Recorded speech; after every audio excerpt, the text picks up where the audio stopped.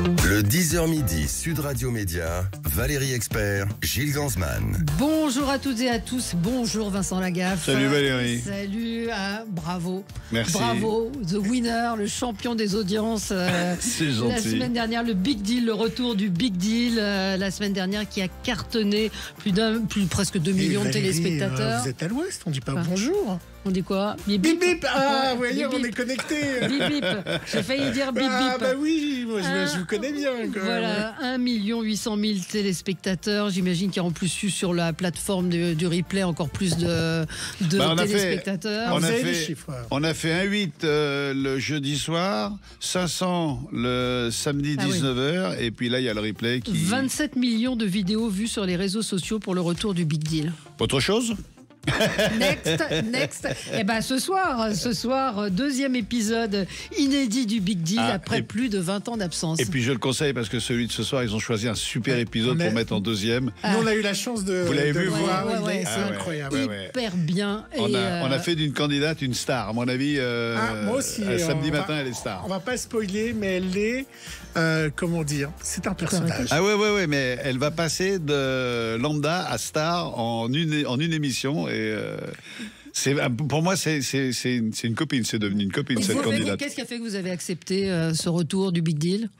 C'est Antoine Henriquet qui a trouvé les justes mots, qui m'a téléphoné, qui m'a dit Vincent, j'ai racheté les droits du Big Deal, est-ce que tu le fais avec moi? J'ai dit, t'es quand même gonflé d'avoir racheté les droits du Big Deal avant de me demander. Bah oui. Et je lui ai dit, est-ce que tu penses avoir les moyens de le faire? Et il me dit, Vincent, je vais me donner les moyens de le faire. Ensuite, j'ai appelé Arthur, j'ai dit, dis-moi, Antoine Henriquet, ça tient la route ou quoi? Il m'a dit, tu peux y aller les yeux fermés. Et parce qu'il a racheté la société d'Antoine Henriquet. Ils sont associés. Et j'ai dit à Antoine, je veux bien le faire, mais à telle et telle condition. Et Antoine s'est dit, écoute, il a développé le truc, il a écrit le truc, il l'a produit, il l'a animé. Ça a été le carton de TF1 pendant 7 ans. On va peut-être l'écouter. Et il m'a dit, écoute, Vincent, c'est toi le patron. Qu'est-ce que tu veux de plus? Un producteur qui vient te voir et qui te dit, Vincent, c'est toi le patron, tu me dis ce que tu veux. Oui, mais on peut ne pas avoir envie d'y retourner. Se dire... oui, mais il est vrai que j'avais sur les réseaux sociaux 50, 60 commentaires par jour en disant Vincent, quand est-ce que tu reviens? On a besoin de toi, on veut des émissions comme toi, un animateur qui se prend pas la tête, on te veut, voilà. Donc je me suis dit, ok, on y retourne, mais on y retourne dans les conditions que l'on a laissées, et je veux vraiment que les gens aient l'impression qu'on s'est quitté vendredi et qu'on est lundi matin. Mais vous avez toujours eu un amour du public incroyable. J'ai toujours aimé mon public. J'ai toujours adoré mon public et j'ai toujours été reconnaissant parce que depuis 40, presque 5 ans, c'est lui qui me met à bouffer dans l'assiette. Ouais. Vous n'avez jamais voulu devenir un bobo? Mais... Enfin, non, puis ça... Non, mais ça peut arriver dans ce métier.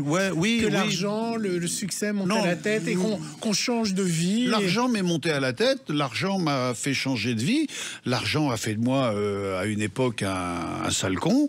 On m'a bien... Pardon? C'est-à-dire qu'à partir du moment où tu fais 30 ou 40% du chiffre d'affaires d'une boîte, tu sais que la boîte va pas te lâcher. Donc tu peux te permettre toutes les... Mais sale con, c'est quoi? C'est dans le genre caprice? Non, c'était... Dans le comportement, c'était quoi? Je ne pouvais pas, à cette époque-là, je ne pouvais pas accepter qu'on me dise non. Ouais. Donc je rentrais chez un marchand de voitures et je disais, je veux ça.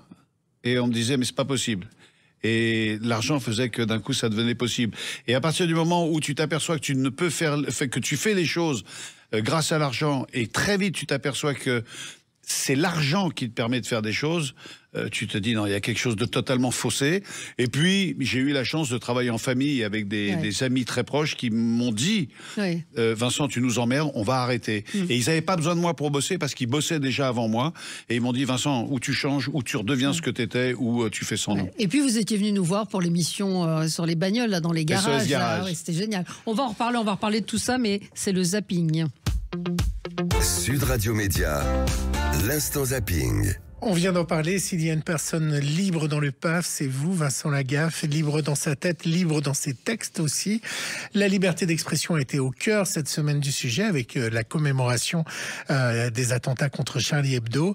Hier, le journal de 20h a diffusé un sujet incroyable. Vous allez voir que la liberté d'être Charlie Hebdo a quand même un prix à payer et qu'il est dur à payer.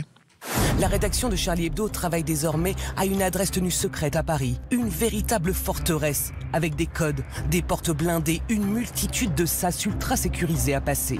80 policiers lourdement armés sont chargés de la protection de journalistes condamnés à vivre terrés. Dans les locaux de Charlie, il y a une panic room, c'est-à-dire une pièce spéciale, sécurisée, où en cas d'attaque, il faudrait se précipiter tout de suite. C'est une vie qui est anormale. En fait, on est assiégé en plein Paris. Au lendemain de l'attentat, c'est Éric Delbecq qui a été chargé de revoir toute la sécurité autour de Charlie Hebdo. Le site, à toute heure, du jour ou de la nuit, doit faire l'objet d'une attention particulière. En 10 ans, ce niveau de risque n'a jamais véritablement baissé. 10 ans de menaces, mais toujours ce besoin irrépressible de moquer, de faire rire et d'être présent chaque semaine dans tous les kiosques de France.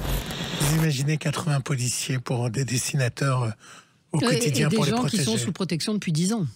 Ouais, mais moi je me sens pas concerné parce que je suis pas aussi satirique que eux, je vais pas aussi loin dans la déconne que eux, bien qu'ils me fassent beaucoup rire parfois. Moi je suis dans la légèreté, je suis dans le divertissement, moi je suis dans la Parfois dans ça la veut dire déconne. que vous avez certaines limites, vous pensez? Oui, je me limite. Il y a 20 ans, c'était nos limites. Oui, la c'est limite, ça. c'était le montage. On enlèvera au montage. Et je me permettais, et les filles se permettaient toutes les conneries de la Terre, hein, sans être vulgaire. Les parties de Chabit, on s'en est fait un paquet, et, ça choquait personne. Aujourd'hui... On pourra jouer tous les deux tout à l'heure. Mais vous vous êtes posé la question sur les gaffettes, par exemple? Oui. De toute façon, il n'était pas question que je reprenne cette émission sans les filles, parce que c'est mes copines. Mais on a bien dit, on va en prendre 2 au lieu d'en prendre 4 pour éviter de se dire, Vincent Lagaffe, c'est encore entouré d'un harem, il a ses plantes vertes, il réduit la femme à... Non, là, on en a pris 2, on leur a mis des micros, et j'échange avec elle, on déconne ensemble, c'est devenu des complices comme Bill. Mais c'était déjà le cas dans la première saison où elle venait dans la télé de Bill quand il y avait une énigme à faire découvrir, où elle s'amusait avec Bill qui essayait de les embrasser. Il y avait une vraie complicité, ils ont toujours. Mais il y a toujours cette complicité et moi je vois pas l'intérêt d'avoir comment dirais-je, des complices juste pour faire tendre la main, sourire, regarder ce fauteuil, regarder le frigo. Ça m'intéresse pas, j'ai pas besoin de ça. Le frigo se suffit à lui tout seul. Donc les femmes servent à rien. Sur ce coup-là, que ça soit une femme ou un mec, ça sert à rien d'avoir une personne. Non, mais c'est intéressant de voir que l'évolution. Un reportage stupéfiant sur W9, stupéfiant étant bien le mot. Alors fini le deal de la coke ou de l'héroïne. Aujourd'hui, dans nos banlieues comme aux États-Unis, vous connaissez le business actuel? C'est les marchés de médicaments qui sont, mais alors, florissants, à se demander qui donne les ordonnances. Malgré toutes les précautions que prend l'homme pour retirer son manteau, des plaquettes de médicaments tombent aux pieds du policier. C'est quoi ça, monsieur? Ça, c'est mon médicament. Ah oui, médicament. C'est positif pour moi. Et ce n'est pas fini. J'en ai encore dans les poches. C'est comme ça que vous gagnez votre vie, en fait, en vendant des psychotropes? La palpation est payante pour Pierre, qui met encore la main sur d'autres médicaments. Le suspect est en possession de 6 plaquettes de psychotropes prescrits uniquement sur ordonnance. Pourtant, ni lui ni son complice présumé n'en possèdent. Les médicaments proviennent probablement d'un vol dans une pharmacie. Il avait plusieurs plaquettes de médicaments sur lui, de type prégabaline, qui est une alternative, on va dire, aux stupéfiants. Ça devient dingue et c'est très facile à cacher, très facile à acheter. Mais tant qu'on n'aura pas éradiqué du vocabulaire le mot rentabilité, on sera obligé de prendre des trucs pour tenir la route et pour être plus productif. Faut pas rêver. Tu peux pas demander à un mec de bosser 25 heures par jour. Là, c'est plutôt des pour jeunes, s'évader, des festifs. jeunes. C'est une drogue festive. festive. Oui, absolument. Ouais. Ça vous est jamais arrivé? De quoi? La drogue? Oh ben grave, si. Moi, j'ai plongé, moi. Ah, mais je savais pas. Si, Vous l'avez raconté dans votre livre. Ah oui, dans les livres. Non, j'ai plongé. J'ai jamais été toxico, j'ai jamais été addict et j'ai jamais shooté, j'ai jamais voilà. C'était quoi? C'était de la cocaïne pour tenir le coup? Ouais, c'était de la coke de temps en temps quand on avait un petit coup de moins bien. Et puis oui, ça a été une grosse consommation, mais depuis très longtemps au Club Méditerranée, on fumait de l'herbe, on fumait beaucoup d'herbe. Et à quel moment on se dit j'arrête? J'ai totalement arrêté l'alcool Et la cocaïne, quand au Bataclan, j'ai pété les plombs et j'ai perdu contrôle et je suis devenu hyper violent. Donc là, j'ai tout de suite, Véronique m'a dit stop, ça faut que t'arrêtes parce que tu vas mal finir. Donc là, c'est vraiment ce jour-là, j'ai arrêté. L'alcool, j'ai vraiment plongé dans l'alcool, mais très tôt, à 25 ans, au Club Méditerranée. Chacun, vous payez un coup et on buvait pas du jus d'orange. Après, en cabaret, en attendant le passage, on buvait un coup. Après le passage, on buvait un coup. Alors, j'ai gardé cette tradition. J'ai un très, très bon whisky qui a 18 ans d'âge, qui est du Glenfiddich. Et j'aime bien, avant de descendre sur le plateau du Big Deal, boire, mais une gorgée. Une gorgée, c'est voilà, ça. Juste une gorgée. Modéré, avec modération. C'est même plus avec modération, c'est juste histoire de garder la tradition de boire un petit coup. Mais vous n'êtes pas abstinent totalement, c'est-à-dire que vous pouvez boire du vin à table. Non, je ne bois pas d'alcool parce que. Oui, vous pouvez replonger, c'est ça. Non, c'est pas ça, c'est je tiens pas l'alcool maintenant. Je tiens plus du tout. Moi, je bois un Ricard, je suis pas ivre-mort, mais je suis bourré. Je bois une bière, je suis bourré. Donc je ne bois plus d'alcool. Une petite, mais quand je dis une gorgée, c'est quelques centilitres de whisky avant de descendre. Juste la pour coke, avoir un petit... le goût du whisky, et je prends un chewing-gum après parce que j'ai pas envie que les candidats se disent... Que vous êtes bourré, il est bourré. Voilà, mais la coke, il y a 15 ans, 20 ans que j'ai pas touché la coke. Et vous avez des enfants cachés dans certains clubs med ou pas? Non. Il est con, lui. Allez, les discussions, vite le zapping, les discussions entre les chefs de parti, y compris socialistes, écologistes et communistes, vont bon train en ce moment avec notre ministre de l'économie. Il faut dire qu'on a un super héros, Valérie, à la tête du ministère de l'économie, Éric Lombard, qui compte bien prendre dans sa toile les alliés de la France insoumise. Vous savez quoi? Il est fan de Spider-Man. Éric Lombard a intérêt à faire des miracles. Le ministre a récemment déclaré qu'il se sentait comme Spider-Man. On avait donc une question 100% Marvel. Vous vous souvenez de la scène où l'oncle Ben lui dit là, un grand pouvoir implique de grandes responsabilités. C'est vrai que cette scène où l'oncle Ben dit à Spider-Man « Tu as de grands pouvoirs, ça donne de grandes responsabilités », c'est exactement ce qui vous arrive quand vous êtes nommé ministre de l'économie et des finances. C'est pas ma personne. Ce ministère a un grand pouvoir, il y a des agents formidables qui font un travail magnifique tout le temps. Et donc, c'est une responsabilité. La responsabilité, c'est de dialoguer pour que ce pays ait un budget. Incroyable, hein, notre ministre qui fait des dialogues de films. Pour finir, il y a un an, c'était la première de nos amis de chez Bonjour sur TF1, qui essayaient de marcher sur les plates-bandes de Télématin. Eh bien, il y a 2 jours, les Gypsy Kings ou les Gypsy Kings. C'est quoi? Les Gypsy Kings, c'est un groupe... Gypsy, non, vous dites les Gypsy. Il a dit les Gypsy, c'est Gypsy King. Je connais les Gypsy. Je connais pas les Gypsy. Mais c'est parce que je les prononce à l'anglaise. C'est non, mais fais-le en français. Ça reste Gypsy, hein. Mais même non. en anglais. Si. En anglais. Si, en anglais, c'est Gypsy. C'est de l'italien. Vous connaissez la chanson de Fleetwood Mac, c'est Gypsy. Gypsy. Ils sont venus chanter un joyeux anniversaire aux équipes de Bonjour. Joyeux anniversaire. Joyeux anniversaire.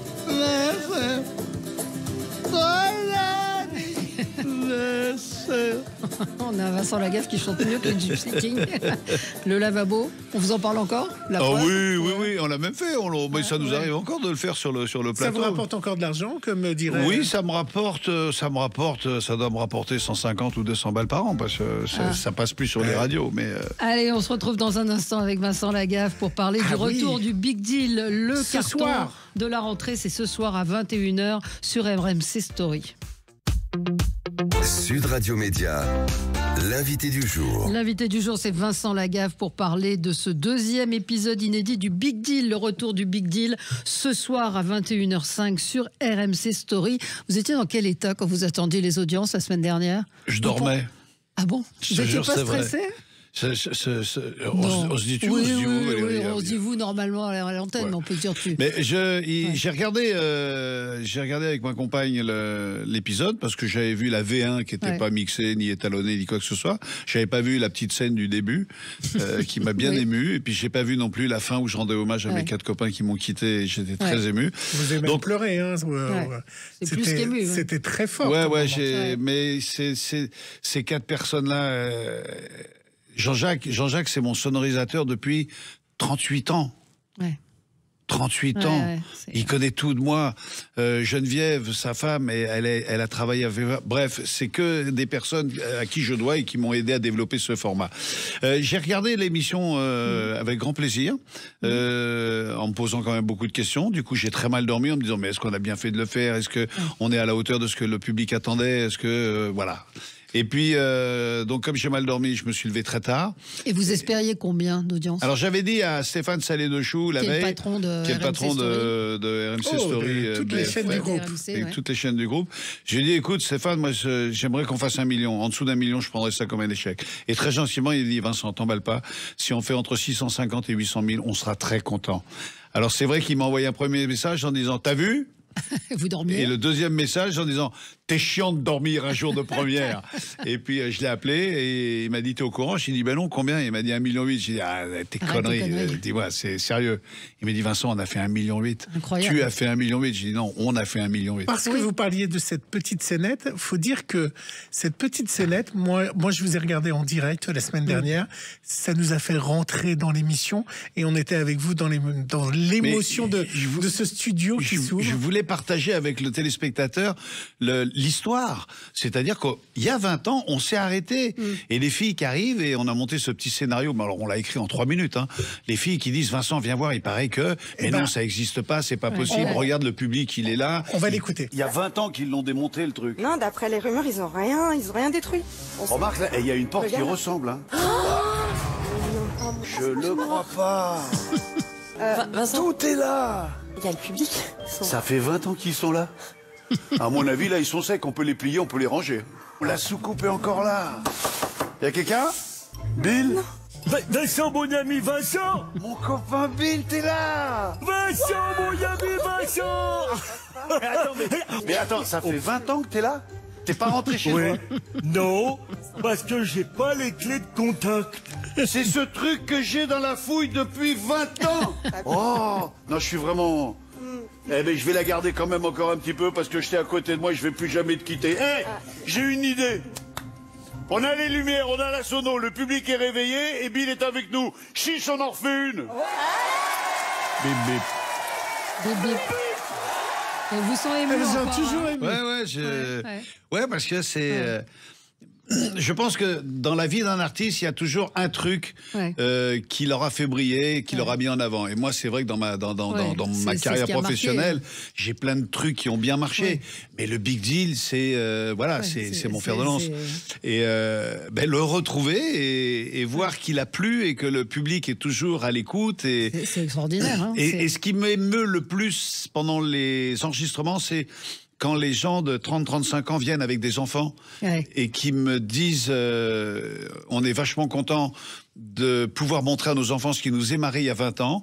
Et à la fin de la journée d'enregistrement, ce qui me fait très très plaisir, c'est quand ils me disent c'est la première fois que je vois mon gamin passer une après-midi complète sans tablette entre les mains. Mais dans la première émission, il y avait une candidate où son père, je crois, ou sa mère avait joué au Big Deal à l'époque. Donc là aussi, vous en avez joué sur le plateau, mais ça aussi, c'était assez émouvant. Qu'est-ce que vous dites à ceux qui râlaient en disant ça va être cheap, oh là là, ça va être... ils n'auront pas les moyens. Ils n'auront pas les moyens. Ils vont offrir des trottinettes. En fait, on retrouve l'émission telle qu'elle était. Il y en a un qui, je crois, a mis en jeu ses parties génitales. C'est ça. Je sais pas journaliste, je sais pas où il en est, le pauvre homme. J'espère qu'il a déjà fait des enfants. Stéphane Salé-de-Chou lui a répondu en disant alors on fait quoi maintenant? Voilà. On attend. Il y a mon pote Cyril qui a fait une prédiction qui s'est un peu béné. Oui, il y en a beaucoup qui se disaient faire le big deal, c'est hors de prix. Et c'est pas une chaîne comme RMC qui pourra se le permettre. RMC a raclé les fonds de tiroir, ils ont sorti le budget qui était pas suffisant. Ça faisait partie de vos conditions, ça? De quoi donc? De ne pas faire l'émission au rabais? Ah oui, c'était clair. Moi, j'avais bien dit, je ne ferai pas un sous-big deal et je ne ferai pas un truc qui ressemble au big deal. C'est où ça n'aurait pas marché en audience. Ou on fait le big deal, ou on ne le fait pas. Et Antoine Henriquet, c'est, je pense, le seul producteur au monde qui est tout mis, c'est-à-dire qu'il n'a rien émargé. Lui, il espérait ne pas perdre d'argent. Ouais. Et donc, si on fait une deuxième saison, il va renégocier. Mais il a mis l'intégralité du budget dans le concept.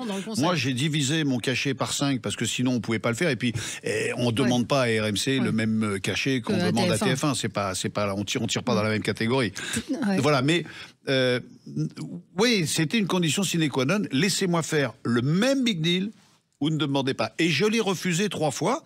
Parce que 3 fois, on me disait, on va te faire un nouveau décor, on va te mettre un nouveau comparse. Non, t'as pas compris, tu ne sais pas faire de la télé, je ne veux pas le faire avec toi. Et TF1 ne vous l'a jamais reproposé ? C'est-à-dire que j'ai un petit peu taclé mon pote Bailly. C'est vraiment votre pote ? Oui, je préfère dire mon pote parce que je suis pas en guerre contre lui. Je suis pas. J'avais juste. C'est vrai qu'il y a 20 ans, on a eu un déjeuner d'affaires avec Lancelier et lui, et il m'a dit alors pourquoi tu veux qu'on déjeune ? Moi, j'avais plus de contrat avec TF1, et il m'a dit qu'est-ce que tu as à nous proposer ? J'ai dit j'ai pas grand-chose à vous proposer, si ce n'est j'ai l'envie de reprendre le Big Deal, mais d'une manière plus épisodique et en prime time. Et il m'a dit à la fin du repas, c'est une excellente idée, il faudra quand même penser à changer l'animateur et le nom de l'émission. Et je l'ai très mal vécu. Oui. Je l'ai très très mal vécu et... oui. Voilà, je pouvais rien faire. On n'allait pas se battre dans le restaurant, j'allais pas l'insulter sur les... Voilà. Mais pourquoi vous lui dites pas pourquoi tu me dis ça ça me blesse. Sur le coup, 20 ans après, on peut se dire pourquoi t'as pas dit ça. Mais quand t'es dans l'instant, ça m'a coupé les bras. J'ai dit mais après tout ce que j'ai fait avec vous... Après les belles aventures qu'on a eues, les plus de 2000 Access Prime Time qu'on a fait ensemble, tu me balances un truc comme... Mais donc, sur le coup, je l'ai très mal vécu. Donc, je me suis permis... Et j'ai toujours un peu l'esprit revanchard. Je m'étais toujours dit, un jour ou l'autre, je te le mettrai dans la figure. Et puis là, ça a été l'occasion. Et pourquoi est-ce que Hubert Production a vendu le concept ? C'est qu'il n'y croyait plus non plus ? Alors, ça appartenait aux étrangers. Ça appartenait aux étrangers. Attendez. Hervé Hubert et moi, on était copropriétaires du bazar. Stéphane Courby, un jour, est arrivé. Il a dit, je veux racheter votre société. Et on lui a dit, OK, tu rachètes la société, mais tu rachètes tout. Tu prends tout. Et donc, à partir du moment où on te fait une proposition que tu ne refuses pas, on a vendu et j'ai vachement bien fait. Et donc après, le concept appartenait quand même toujours à Stéphane Courby. À Stéphane Courby, via Endemol, etc. D'accord. Donc, et vous avez pas reçu de coup de fil de TF1 Non, j'ai pas... Non. Même pas de bravo, bien joué Oh non, surtout après avoir taclé Fabrice. Un Jean-Pierre Foucault si, alors, non, attention. Parce que je pense que les animateurs Jean-Pierre Foucault, Jean-Luc Reichmann, Gérard Louvain, Denis Brognard, j'ai reçu 50, 60 textos, pas juste des coups de téléphone, des textos avec vraiment... les gens étaient contents pour vous, moi j'étais contente. Les copains étaient contents pour moi, ça m'a fait très plaisir. Non, la direction de TF1, ils m'ont pas appelé, mais la M6, on leur a proposé. Alors, j'essaye de savoir ce qui s'est passé exactement parce que M. de Taverneau était encore sur M6 avant de venir prendre la direction du groupe Altice et il a refusé. Donc peut-être qu'il l'a refusé en disant je vais sur Altice, donc je vais le refuser sur M6 pour qu'il vienne sur Altice.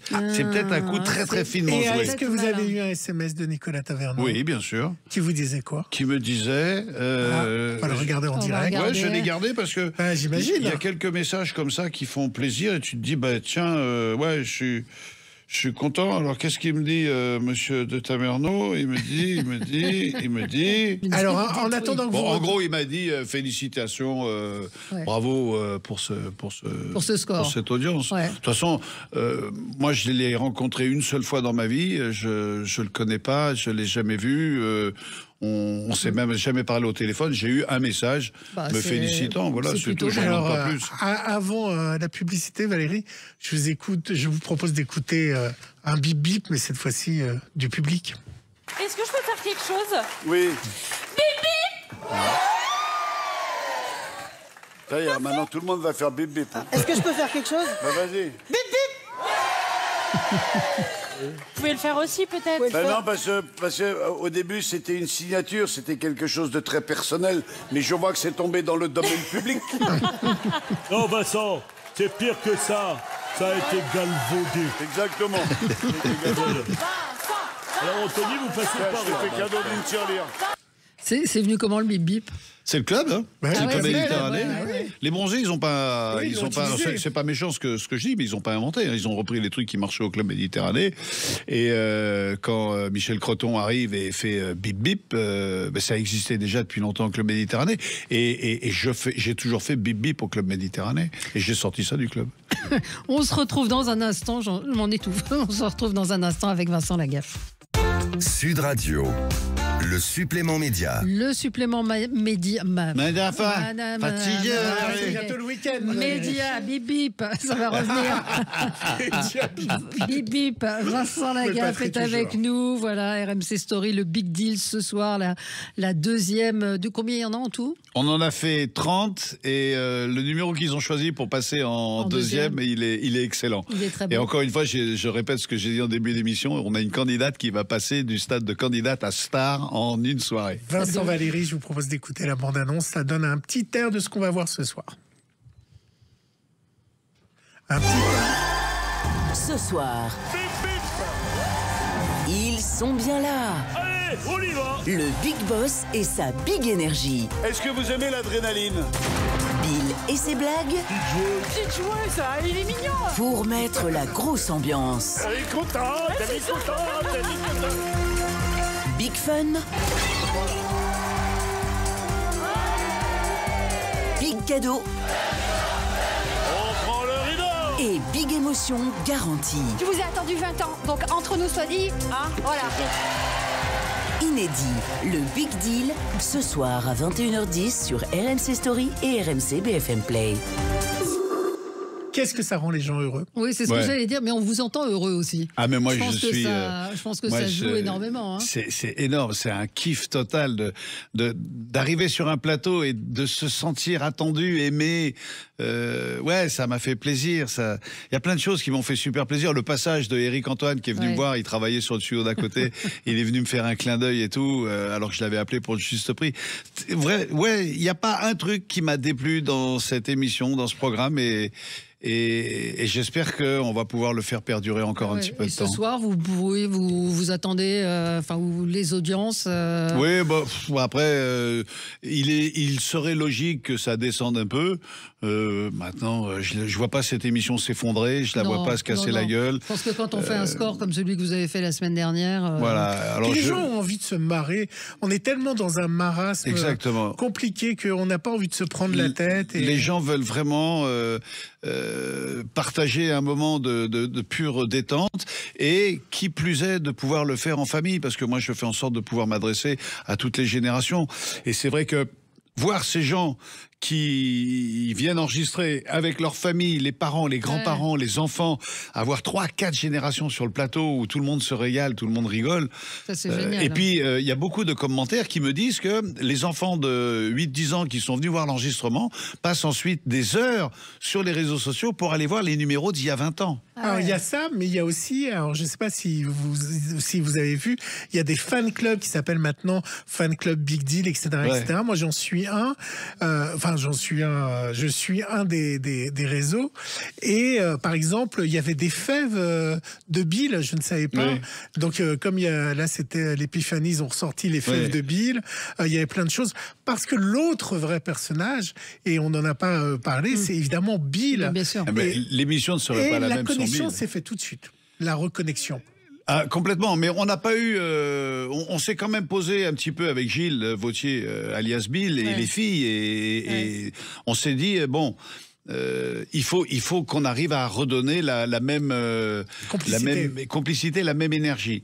Et pendant les 2-3 jours qui ont suivi les premières répétitions, on s'est beaucoup retrouvés sur le plateau. On a beaucoup passé notre temps à dire des conneries, à prendre plaisir à être ensemble. Et quand on a fait la répétition... Franck Broca est arrivé après en disant c'est le réalisateur. Je me fais pas, c'est le réalisateur.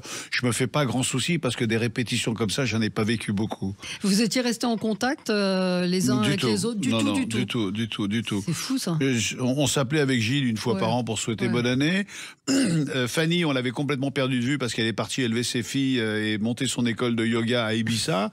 Et Fanny, elle est plus dans l'écriture et dans la réalisation plus que danseuse. Donc on s'est retrouvés. Et Et eux aussi ont dit oui tout de suite. Ah mais complètement, mais complètement. Même pas, je vais réfléchir. Mais quand j'ai appelé les copains, parce que tout était très important, les maquilleuses, les techniciens, le son, la lumière. Je voulais vraiment avoir des gens qui me connaissent très bien pour ne pas perdre de temps à s'étudier. Et quand j'ai appelé les roads, c'est-à-dire tous les garçons de piste, je les ai appelés en disant je reprends le big deal de telle date à telle date. Les mecs, ils me disent t'inquiète, on sera là. Et j'ai dit montez-moi une équipe de 10-12 personnes. Ils me disent t'inquiète. Le plus compliqué, ça va être de refuser à certains de venir parce que tout le monde va vouloir venir et tout le monde a voulu venir. Oui, parce que lorsqu'on regarde les anciens épisodes, vous arriviez à les mêler aussi à l'émission quand ils poussaient le décor. Moi, j'en ai vu une ancienne où il y a quelqu'un qui pousse le décor et vous lui dites dire qu'il y a 2 jours, il dansait le lac des Cygnes à l'Opéra de Paris. Et là, on mais c'est complètement ça. C'est une équipe et on joue avec cette équipe. C'est un barnum. C'est vraiment du cirque. Et il faut que les changements de décor se fassent à vue, puisque de toute façon, moi, j'ai décidé de travailler dans les conditions du direct. Donc il est hors de question de se dire coupez, on va faire. Bon alors attends, on va installer le jeu et puis on reprendra après. Non. Top générique, 1h30 d'enregistrement et t'en sors 70 minutes. Pourquoi vous changez pas? J'allais dire pourquoi vous changez pas? Physiquement, on vous voit, vous êtes le même. T'as quelque chose à me demander après ou... Non, mais c'est vrai. Non, mais c'est vrai. Mais j'ai eu la chance. Vous n'avez pas pris de coup de vieux. Non, mais quand on vous voit, c'est vrai, on a l'impression que l'émission, comme vous disiez, s'est arrêtée vendredi dernier et que vous avez repris. Et surtout sur la façon d'animer. Vous n'avez pas voulu changer votre façon d'animer. C'est-à-dire que c'est pas ma façon d'animer, c'est que j'amène à la télé ce que je suis. Mais c'est ça. Voilà. Donc vous êtes ce que vous êtes et ce que vous avez toujours été. Je suis un gros déconneur. Alors, je suis un gros déconneur dans les moments de déconne. Après, à la maison, tout le monde doit se dire quelle chance elle a de vivre avec lui, elle doit se marrer tous les jours. Non. Vivre avec moi, faut tout prendre. Faut prendre le lot complet. Mes excès d'humeur, mes colères, il y a des moments où je suis complètement introverti, je me renferme. Il y a des moments où je ne parle qu'avec les chiens. Et elle est là depuis combien de temps 20 ans. C'est que ça lui va. Mais qu'est-ce qu'on disait juste avant ? Non, je demandais comment. Oui, j'ai pas changé. On a l'impression que vous n'avez pas changé. J'ai pas changé parce que j'ai mené ma vie de manière à me dire je ne veux pas de soucis. Donc dès qu'il y a une galère, hypocritement, je l'efface, je la mets sous le tapis. Elle existe toujours, mais elle est sous le tapis. J'ai fait beaucoup d'activités physiques, je fais beaucoup de sport. J'ai une hygiène de vie qui tient à peu près la route. Vous avez été blessé. Mais il est vrai que gravement, plusieurs fois. Plusieurs fois. Mais c'est vrai que la dernière fois, on a fait une scintigraphie. Et on a découvert que j'avais 41 pièces métalliques dans le corps. C'est ça. Vous un êtes demi-poumon en moins. Dû aux accidents, les plaques, les chevilles, les vis, les articulations. Quand vous passez à l'aéroport, ça sonne de partout. Ils sont morts de rire, les mecs. Ils sont morts de rire. Et les mecs, ils m'appellent. Venez là, monsieur Lagaffe, venez chez moi. Ils vous font pas foutre à poil pour... Non, parce qu'ils comprennent bien. Puis maintenant, les machines sont un peu plus sophistiquées. De Valérie, elle aimerait... mais ça fait des années. Ça fait des années. Je commence, vous n'avez pas changé. Est-ce que vous vous mettez à poil Et donc là, c'est quoi votre vie maintenant? Vous avez enregistré ces émissions. Vous faites quoi au quotidien?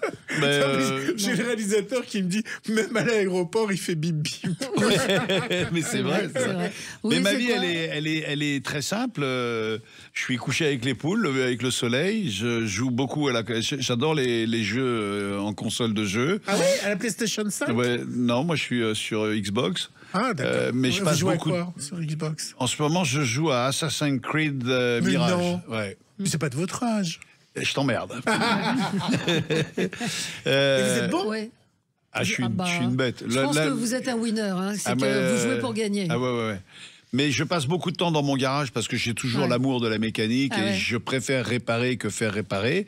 J'aime vous avez bricoler. Beaucoup de bagnoles anciennes? Non, j'ai pas beaucoup de voitures. Non, j'ai une voiture ancienne, mais j'ai un buggy, j'ai un autre buggy, j'ai des jet skis, j'ai des foils, voilà, tout ça c'est du matériel qu'il faut entretenir. À cause du temps, j'ai pas pu vous diffuser un son, mais j'avais un son sur Sébastien Loeb et le Paris-Dakar. Ah, le pauvre, il s'est mis sur le toit. C'était assez impressionnant, le tour de le nombre de tonneaux. Mais quand on s'appelle Sébastien Loeb, tu fais pas une galette, tu fais la totale. Sinon, c'est ridicule. Paris-Dakar? Alors moi j'ai pas fait le Paris-Dakar parce que c'est trop long, trop lourd et trop cher et trop... Je me suis posé la question en voyant les images. Non, c'est pas mon truc. Et puis honnêtement, il il y a plus de liaison que de spécial. Quand on fait 400 bornes pour aller faire la spéciale et qu'après la spéciale, il y a encore 400 bornes pour rentrer au bivouac... c'est pas... J'ai fait le rallye Tunisie, j'ai fait les Pharaons, j'ai fait l'Optique 2000, j'ai fait beaucoup de rallye raid et je préfère le rallye raid à la compétition parce que le rallye raid, tu pars avec une équipe et tu dois arriver avec cette équipe. Voilà, donc ce qui me plaît, c'est mêler le moins de kilomètres possible, le moins de consommation possible et le moins de temps possible. Voilà, le rallye raid, c'est ça. Arriver le plus vite, mais en équipe. C'est-à-dire que tu pars à 5, tu arrives à 5. Et si tu as une voiture qui en traîne 4, c'est génial. Mais c'est une question de solidarité. Donc je préfère le rallye raid à la compétition. Ce soir, le Big Deal numéro 2. Il y en aura une trentaine encore. Il y en a 28 derrière. Et on vous souhaite de faire plus encore que la semaine dernière. Le retour du Big Deal sur RMC Story à 21h05. C'est que du bonheur, comme dirait quelqu'un. C'est vrai. Hein, et on peut aller sur la plateforme de BFM pour voir RMC. Pour voir le replay. Et ça cartonne sur les, comme on appelle aujourd'hui les ménagères, avec enfants. Première chaîne. Vous êtes première chaîne sur les ménagères. Hein. Tant mieux. Et je voudrais vraiment remercier 2 personnes. C'est Stéphane Salé de Chou pour avoir eu l'idée de reprendre le Big Deal. Je voulais vous poser la question, effectivement. Et remercier Antoine Henriquet qui m'a permis de rechausser les gants. Merci à vous et on se retrouve nous dans un instant pour les débats.